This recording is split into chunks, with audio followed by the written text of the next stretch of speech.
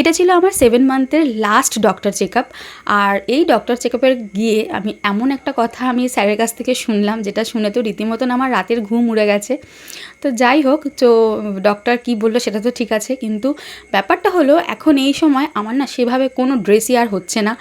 আর এই একটাই যেটা কুর্তি, যেটা একটুখানি তাও কমফোর্টেবলি পরতে পারছি, বাকি কোনো কুর্তি আর হচ্ছে না।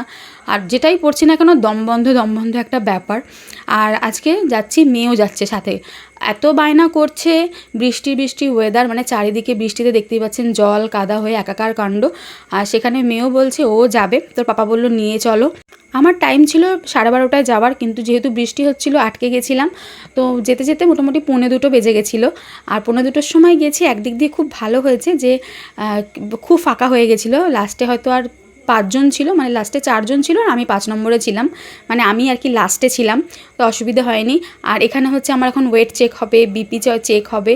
আর মেয়ে তো আছে, ও ওর মতন করে দাঁড়িয়ে পড়েছে একটু ওয়েট চেক করার জন্য। আর এখানে ওকে সবাই চেনে, যেহেতু এই স্যারের কাছে ও হয়েছিল, এবং এখানকার স্যারের যে সমস্ত স্টাফেরা রয়েছে তারা সবাই মোটামুটি মেয়েকেও চেনে, যেহেতু মেয়েকে নিয়ে আসি ডক্টর দেখাতে, তো ওকে সবাই খুব ভালোবাসে।